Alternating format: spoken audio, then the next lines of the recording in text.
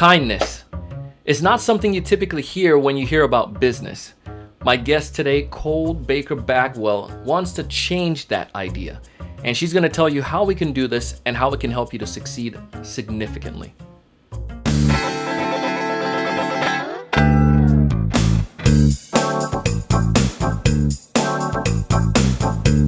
Hey everyone, welcome to another great episode of the Sales Evangelist podcast here on YouTube on TSE TV. I am your host, Donald Kelly, the Sales Evangelist, and I'm so excited for another great episode. I'm so excited to be here with you today, and I have a great friend, one of the kindest individuals you'll ever meet. Her name is Cole Baker Bagwell, and Cole left her career at the very height of it to start Cool Audrey, which is a consulting agency that's helping companies to recognize how they can include kindness and mindfulness and inclusion in their efforts and how this is helping them to succeed. She's going to break this down, give some examples and some strategies of what you can do to make sure you incorporate this and thrive and succeed. Sounds good, right? Let's go ahead and dive into the episode. Welcome to the show, Cole. Thank you. I'm super happy to be here with you. Oh, I'm excited. I'm looking forward to this. And before we started recording, for those who didn't get a chance to hear our conversation before, Cole is up in Northeast, up in North Carolina, Mid-East or Mid-Atlantic, right? Somewhere, is that what it's called?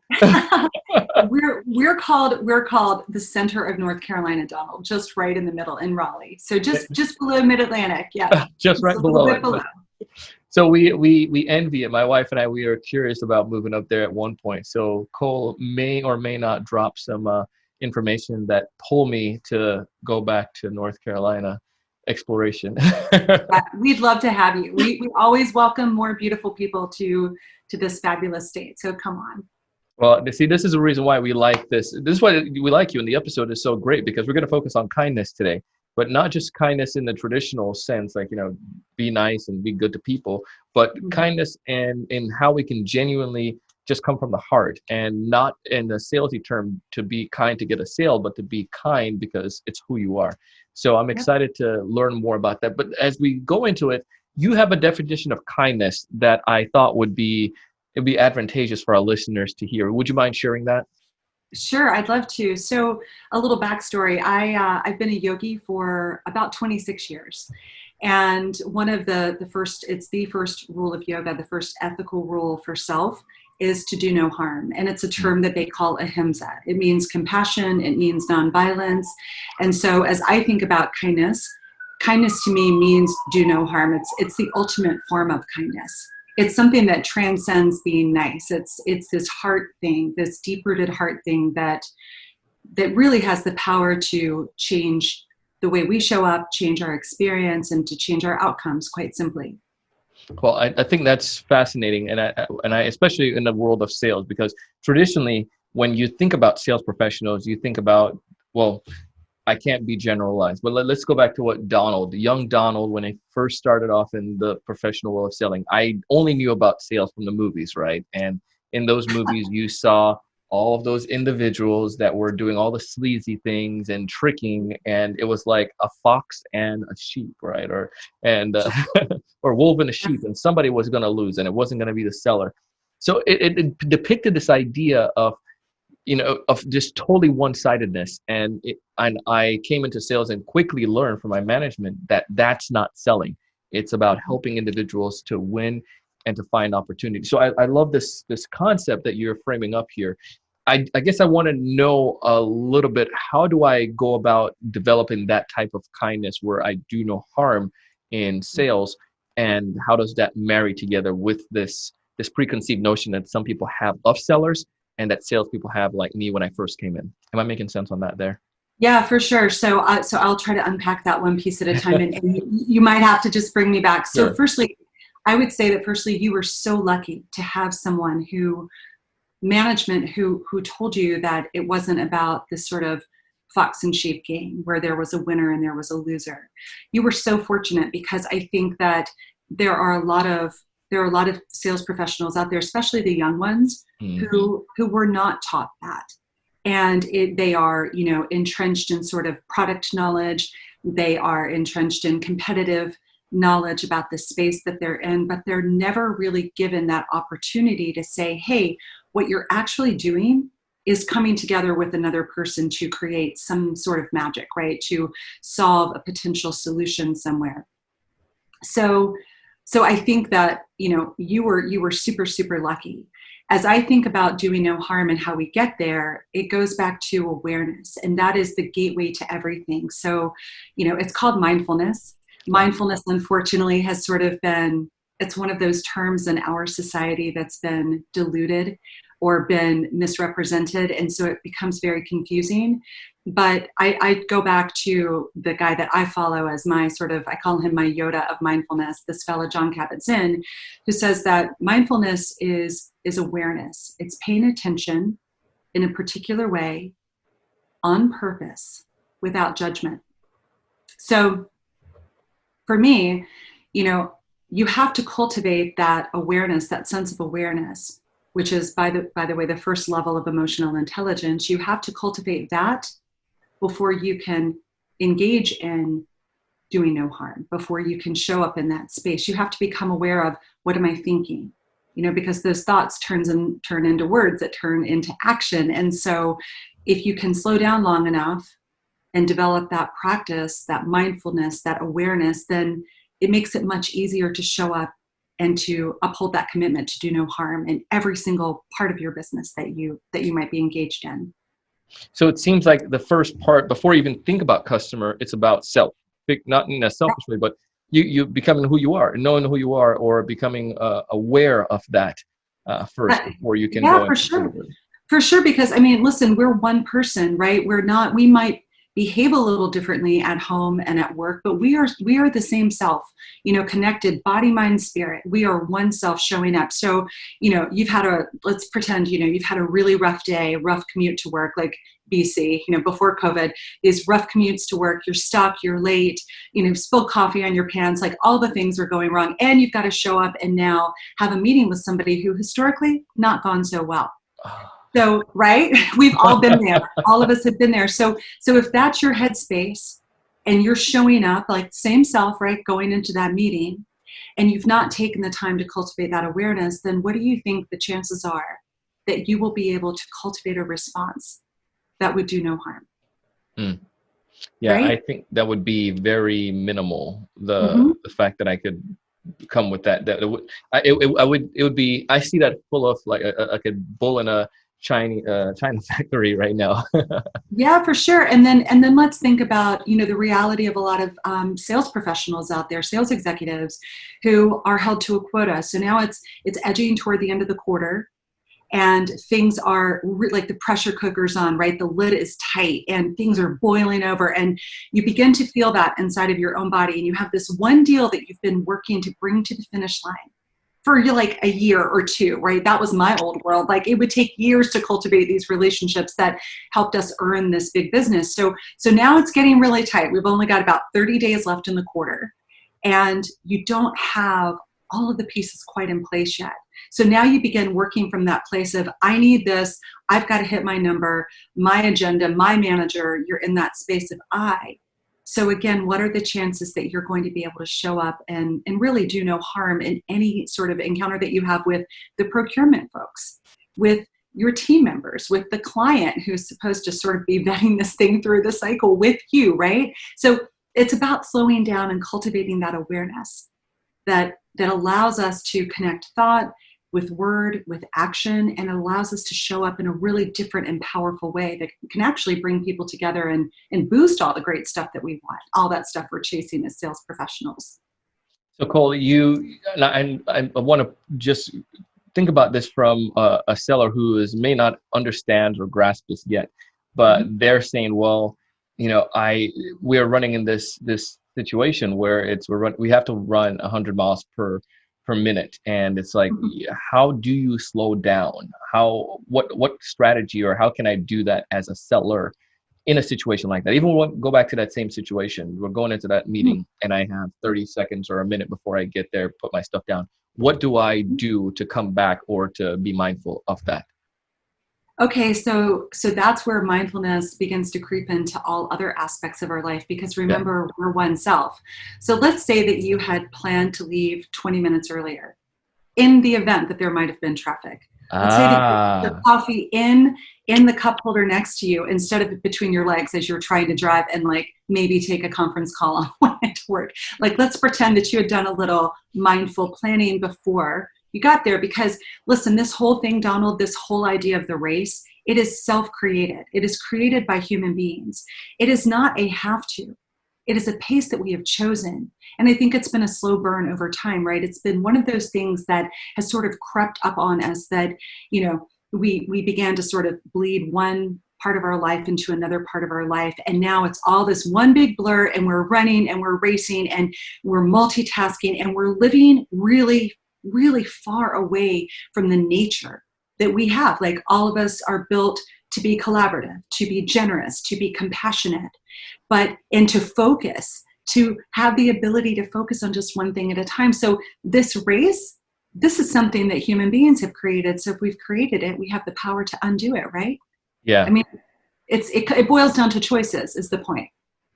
I really like the fact that you mentioned, you prepped it before you even answered the question. It's like, Donald, it's mindfulness in all things, right? Because now thinking about that concept, coming to work 20 minutes early, if you know that's the case. And I think it comes back down to habits. We have a program, it's sales mindset. And one of the things that we've learned is that I could tell a sales rep how to use LinkedIn to generate leads, or how to have an effective conversation, and they tell me their problems and we give them these solutions. But the issue that happens is that when it comes back to it, like a week later, they're back doing the same old thing, because Yep.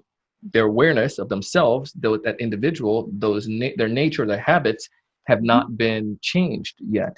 And they don't see a reason why, because they're not mindful of it. It's just like, well, I always send a spammy message after I connect with somebody on LinkedIn. So it's like, break that habit, and thinking Yep. and being mindful of it. I just love it. 20 minutes early. Don't put the coffee in that situation in between your legs. Maybe don't even drink the coffee in a car. Don't take a Zoom call while you're driving. Enjoy it at home in the morning. Have your cup of coffee in Yeah. the morning. Have another one. Like, if you really need that extra fuel, like, have another one when you reach wherever you're going. So, you bring up a really good point about mindset, because here's the thing. I think that um, a lot of people don't know how important this is Mm, because they've never been taught. And maybe it's just a condition of, all of the circumstances that they've been in, all of the companies that they've worked for. Maybe it was the way that they were raised. I don't know. We all have our stuff, right? I call it the Samsonite luggage, like, full of rocks that we carry around, full of our stories. So it's this very real skill that people can cultivate, but they need to know how. I mean, and I think that should be the thing that's taught in every single sales training. It is more important than product. It is more important than services. It is more important than, like, how to negotiate. Because if you learn that one thing, that one yeah. skill, and it's made important by these companies that these people work for, then every single thing in their life is going to become so much richer, so much better, so much more connected, more intentional. And the outcomes are going to be wildly different. And so will their experience, by the way. So this is something that is, I think it's, and that's why I left what I was doing to start Coolaudry, because I think that it's one of those things that, you know, so few companies value mindfulness, that mindset that's cultivated. So few companies understand how kindness can propel their business because it propels their people. But those Mm. are two things that should be cornerstones of every single sales training, in my humble opinion. No, and I'm 100% in agreement with you on that. I think we go back to the concept of what we create, Mm-hmm. and we create these augmented realities, and that this is the way it's supposed to be, and then we live according to that dogma, as Yeah. opposed to really, what it could be, and we've come down to shaping that, and I'm grateful that you're sharing this. So as a seller listening, and you're hearing this, I want you all to take what Cole is sharing and apply that, because it does work. One of the examples you talked to me about a while ago was around a company you worked for, Mm-hmm. and how they adopted this idea of kindness, this idea of mindfulness. Oh, Would you be yeah. willing to share with us that experience, and how this worked for you? Because some people might say, "Well, Donald, it sounds like hocus pocus." Like, how Isn't that does this funny? work? Yeah.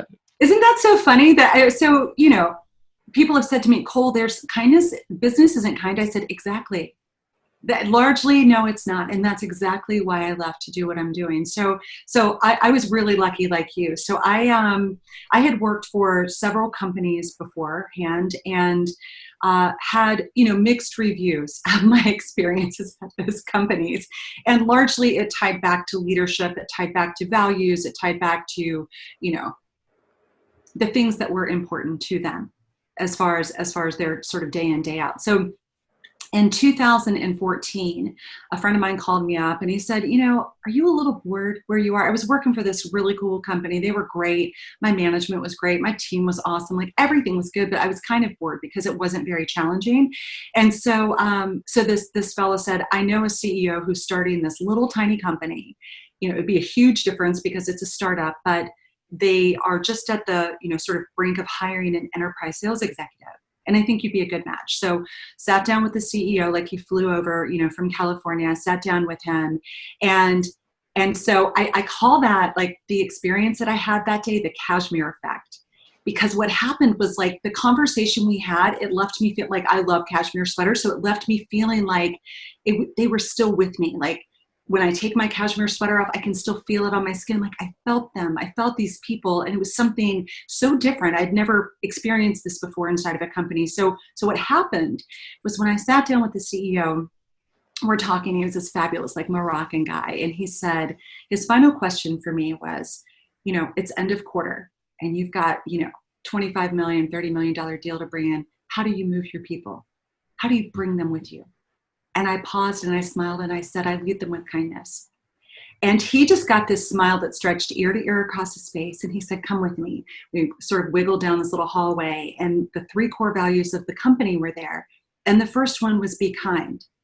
And so I knew, like right then, I had this like inside of my head, inside of my heart. It was just, I was like, I have got to work for this place. I hope they hire me. I hope this interview's worked out well, right? I really want to be part of this thing.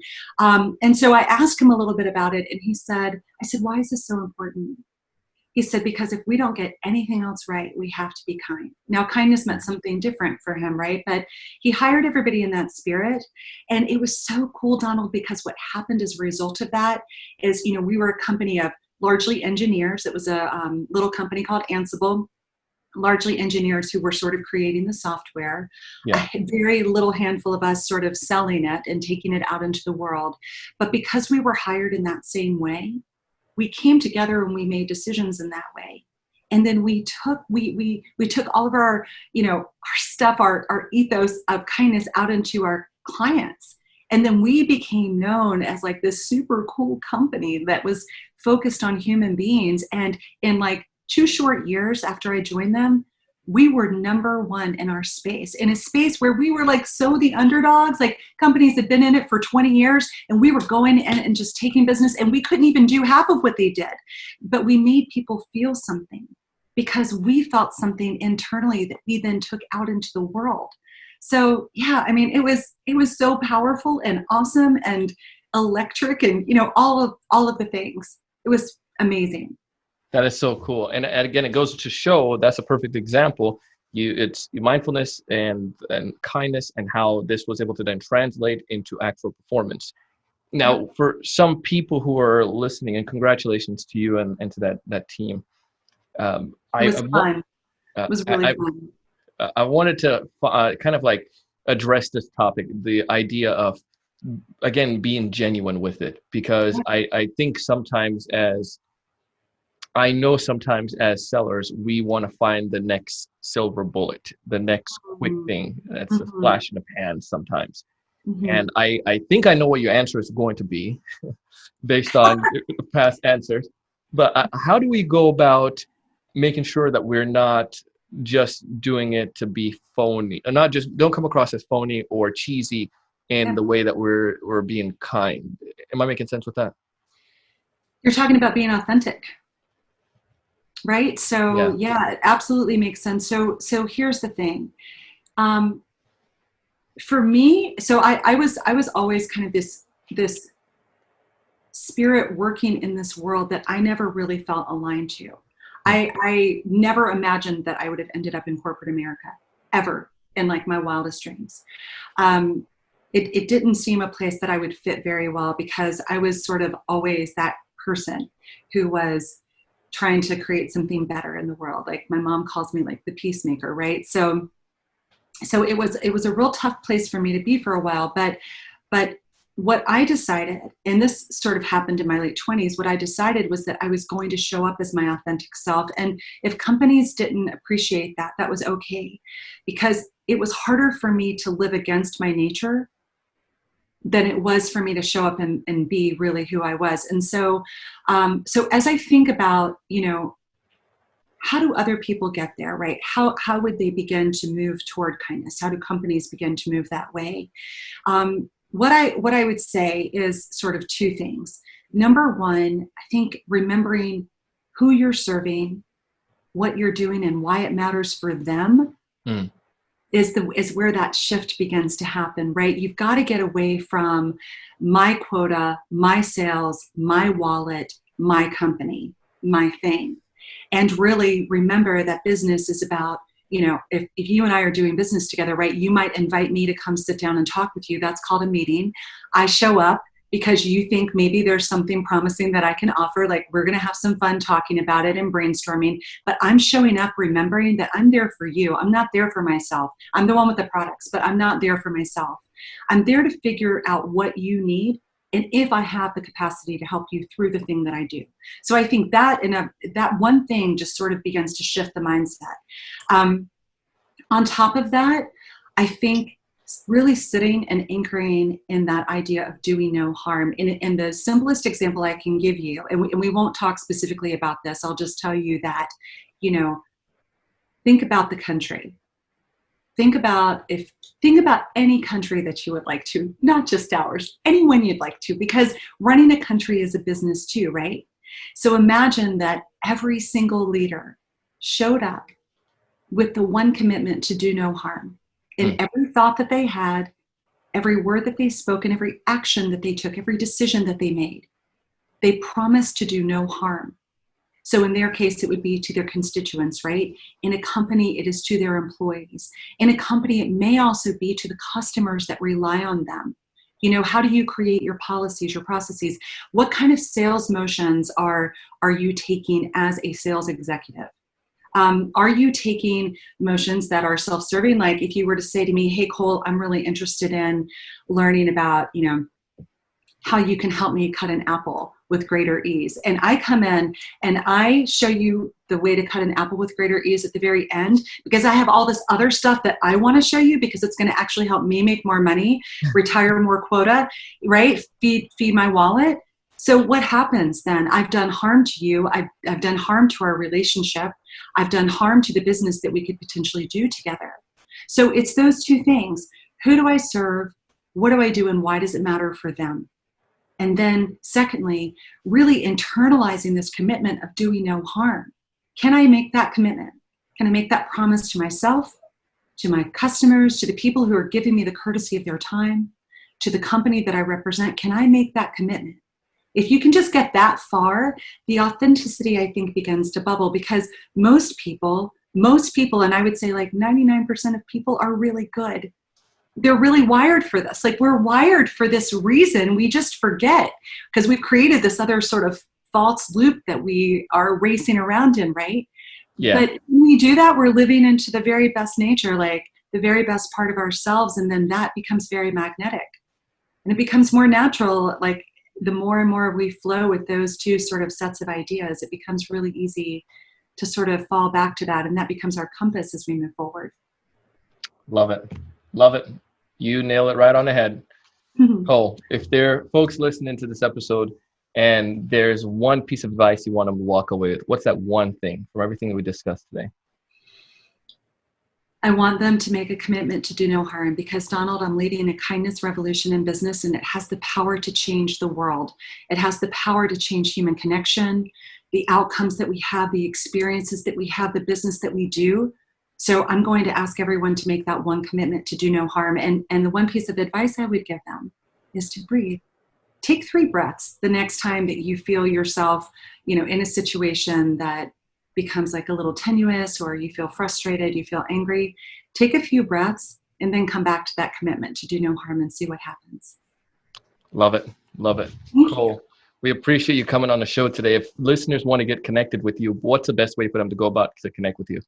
So they can go to my website, which is coolaudrey.com, and they can find me on LinkedIn under Cole Baker Backwell. And man, I've had so much fun with you today too, Donald. Again, come to North Carolina anytime. You can stay with us if you'd like to come visit. But we welcome all the good people to come this way. It would be wonderful. Well, we appreciate it. And when we do, we'll definitely make sure we'll hit you up, and it'll be great to visit with you all. That sounds great. Thank you. I'm going to hold you to it. Thanks, Cole. Appreciate you. That is my friend Cole, and I want you to go ahead and connect with her. She is amazing, and I hope that you sense what I sense. This kindness, this genuine human being, this ability and willingness to really connect. And I just love what she's doing. We even joked about the idea, and you heard us talk about this, and not joke, but we to go visit North Carolina, and she was like, come stay with us. And she was truly genuine. After our interview, she sent the message to me again, like, seriously, I wasn't joking with that. If you want to stay with us and crash for a day or so or two until check out the area, do it. And that's the type of individual that she is. And I want you to make sure you connect with her, and you'll see that genuineness as well. Find all the information in the links below, or you can go back to our website or find her on LinkedIn as well. As always, I share stuff like this because I want you to succeed. I bring folks on like Cole because they work magic. These things that they do work, and it can help you in your efforts as well. I want you to find more of those ideal customers. And one way you can do that is to use tools that can help you when you are sleeping. That's why you need to check out Pipedrive. It's a powerful software, man. I mean, it's just fascinating and amazing how this tool actually works. There's so many layers that's added on to Pipedrive. I won't go into details with all of them because I want you to try it. I want you to test it out for yourself. Go to Pipedrive, and here's what you do. Use promo code Pipedrive TSE. Again, that's Pipedrive TSE. And what Pipedrive will do, they'll give you the extended trial. Typically, it's a 14-day trial, but they'll give you a 30-day trial. Plus, they'll give you 25% off the first 3 months. Can't beat that. And also, I want you to check out Wingman if you haven't done so already. Wingman is amazing because we have a young BDR team, and many of them, they haven't been able to truly work by themselves, but I can't be around them all the time. They need that guidance. They need to listen. But Wingman can listen to them, and Wingman offer tips. Wingman gives them guidance. Wingman helps me helps me help them when I'm not able to be around. And I absolutely think it's fascinating. It's a powerful tool. I want you to check it out for yourself. Go to trywingman.com. Again, trywingman.com. See the power of Wingman. Apply it. You don't have to be a sales leader. You can just be an individual. If you want to make sure you have the most effective phone calls, again, check out Wingman. I do stuff like this, to share stuff like this again, because I want you to thrive. I want you to find more of those ideal customers. I want you to know what to say when you reach out to them. I want you to be able to close more deals. But most importantly, I want to challenge you to break past that old school mindset. And I want you to go out each and every single day and do big things. Thanks so much for watching. Hey, thanks so much for taking the time to watch this video today. If you enjoyed the content, I ask you to go ahead and hit that like button, that thumbs up in the bottom right-hand corner. Also, to make sure to subscribe if you haven't done so already. This way, we'll keep you up to date with all the latest sales strategies, latest tools, and things that are going to help you to not only find more prospects, but to close more deals. Thanks so much.